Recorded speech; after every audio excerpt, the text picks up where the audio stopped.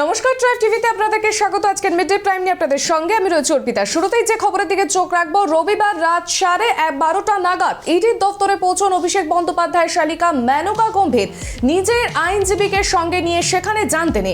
সোমবারই তাকে তলব করেছিল ইডি। হাজিরা দেওয়ার কথা ছিল সোমবার অর্থাৎ আজ, তবে গতকাল রাতের বেলা পৌঁছে যান ইডির দফতরে, কিন্তু দফতর বন্ধ থাকায় ফিরে আসতে হয় তাকে। গত শনিবার ব্যাংকক যাওয়ার জন্য কলকাতা বিমানবন্দরে পৌঁছন মেনকা।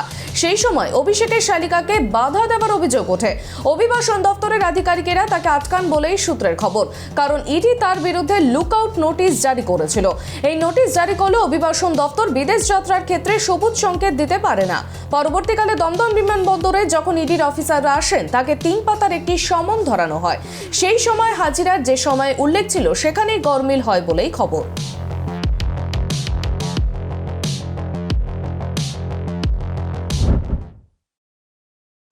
ইলামবাজারে ইঞ্জিনিয়ারিং কলেজ ছাত্র সালাউদ্দিনকে অপহরণ করে খুনের ঘটনার পুনর্নির্মাণ করা হলো। মূল অভিযুক্ত শেখ সালমানকে ঘটনাস্থলে নিয়ে গিয়ে কিভাবে খুন করা হয়েছে তার পুনর্নির্মাণ করে পুলিশ। এদিন ইলামবাজার থানার পুলিশ ধৃত শেখ সালমানকে নিয়ে ইলামবাজার থানার চৌপাহারি জঙ্গলে যায়। কিভাবে সালমান বন্ধু সালাউদ্দিনকে জঙ্গলে নিয়ে কি খুন করে তা সশরীরে দেখানো হয় পুলিশকে। পুলিশ সূত্রের খবর, শেখ সালাউদ্দিনের মৃত্যুর ঘটনায় সালমানকে গ্রেফতার করেছে ইলামবাজার থানার পুলিশ। সালমান জেরার মুখে খুনের কথা স্বীকার করেছে বলেই পুলিশের দাবি। তবে সালমানের সঙ্গে এই হত্যাকাণ্ডে আর কারা জড়িত তা এখনো স্পষ্ট নয়। বিস্তারিত জানতে পুলিশ এদিন সালমানকে চৌপাহারি জঙ্গলে নিয়ে গিয়ে ঘটনার পুনর্নির্মাণ করায় বলেই সূত্রের খবর। এদিকে ফরেনসিক তদন্তকারী দলও এদিন পৌঁছয় ইলামবাজার চৌপাহারি জঙ্গলে।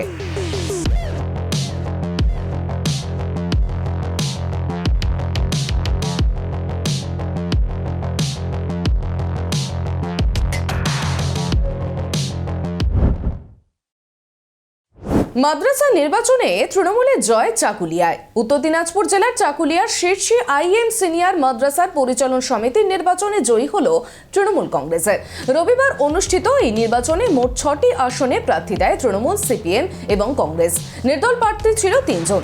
এখানে 3200 ভোটারের মধ্যে ভোট পড়ে 2396টি। গণনার পর দেখা যায় হাড্ডাহাড্ডি লড়াই শেষে 6টির মধ্যে তৃণমূল 5টি ও ফরওয়ার্ড ব্লক 1টি আসনে জয়ী হয়েছে।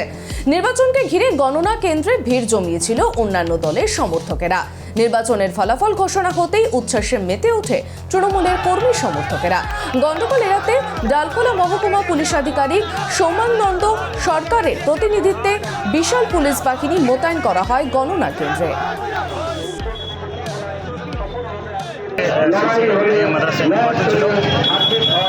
আমাদের তৃণমূল কংগ্রেস মাননীয় মুখ্যমন্ত্রী মমতা বন্দ্যোপাধ্যায়ের উন্নয়ন দেখে আমাদের টিএমসি পাড়াদেরকে ভোট দিয়েছে, বিপুল ভোটে জিতাইছে। উন্নয়ন দেখে সব উন্নয়ন হচ্ছে। আপনি দেখছেন তো টিএমসি আমাদের যে শীর্ষে আইএম মাদ্রাসাটা আছে, যেভাবে উন্নয়ন করেছে কয়েক বছরের মধ্যে, মানে টিএমসি আসার পর অনেক উন্নয়ন হয়েছে।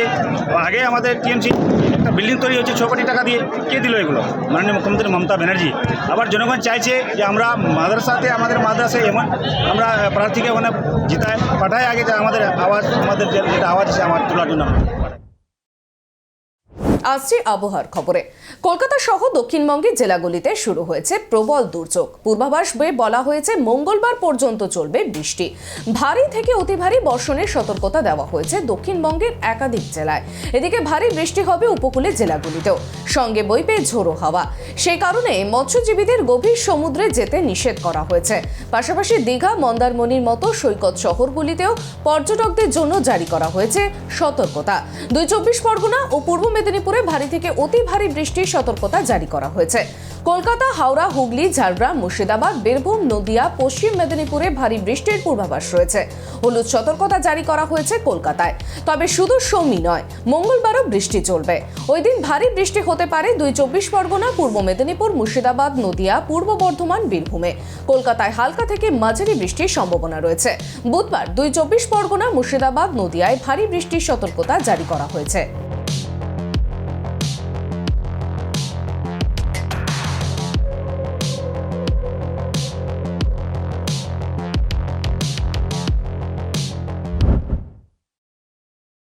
কালিয়াচক ৩ নম্বর ব্লকে শোভাপুর পারদেওনাপুর গ্রাম পঞ্চায়েতের বিস্তীর্ণ এলাকা জুড়ে শুরু হয়েছে গঙ্গার ভাঙন।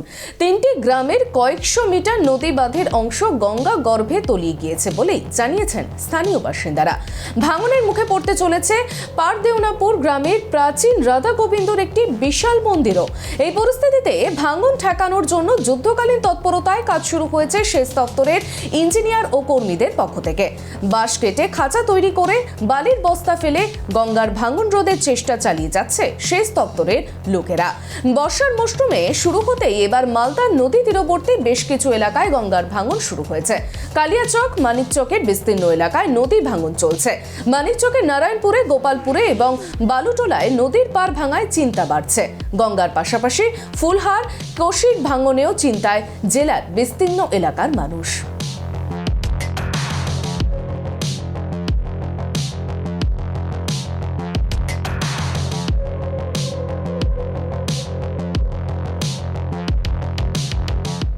ভাঙনের অবস্থা খুব খারাপ। আমাদের মন্দিরের কাছে ভাঙন লেগেছে। আমাদের মন্দিরটা হচ্ছে একটা পরম ধামের মতন। এখানে দেশ বিদেশের মানুষ এসে সবারই মেলবন্ধন এটা। যদি এই মন্দিরটা ভেঙে যায় তাহলে আমাদের মানসিক মন ভেঙে যাবে। এমনকি আমরা মনে করব যে আমাদের সর্বস্ব হারিয়ে গেছে। তাই সেচ দপ্তর রাত দিন করে কাজ চালিয়ে যাচ্ছে। সেচ দপ্তর ভাঙনের সাথে ফাইট করে যাচ্ছে, কিন্তু জানি না কতদূর কী হবে। দুর্গাপুজো উপলক্ষে বাঙালির পাতে পদ্মার ইলিশ পড়বে কিনা তা নিয়ে হাপিত্তিশ করার সময় এবার শেষ। অবশেষে জলপাইগুড়ি বাজারে এসে পৌঁছলো বাংলাদেশের ইলিশ। পুজো উপলক্ষে ভারতে এবারও ৫,০০০ টনের মতো ইলিশ মাছ রপ্তানির পরিকল্পনা রয়েছে বাংলাদেশের ইলিশ ব্যবসায়ীদের। সদ্যই ভারত সফর সেরে গিয়েছেন বাংলাদেশের প্রধানমন্ত্রী শেখ হাসিনা, আর এর মধ্যেই সে দেশ থেকে ইলিশ আসা শুরু হয়ে গেছে। ধূপগুড়ি মাছ বাজার যেন একেবারে পদ্মার ইলিশের আড়ত। ক্রেট ভর্তি পদ্মার ইলিশ মাছ নিয়ে হাজির ব্যবসায়ীরা। কিন্তু এতে বাঙালি ইলিশ প্রেমীদের আশা পূরণ হলেও বিক্রেতার আশা পূরণ হচ্ছে না। তাদের দাবি, বাংলাদেশ থেকে ইলিশ চলে এলেও সেই মাছ কিনতে ক্রেতার দেখা নেই। বাজারে ১ কেজির ওজনের ইলিশ ১৩০০ থেকে ১৫০০ টাকা কেজি দরে বিক্রি হচ্ছে। ওদিকে ৫০০ থেকে ৬০০ গ্রামের ইলিশ ৮০০ থেকে ১,০০০ টাকায় বিক্রি হচ্ছে। তবে আগামী কয়েকদিনেই ভালো বিক্রির অপেক্ষায় আশা রয়েছে ধূপগুড়ির মাছ ব্যবসায়ীদের।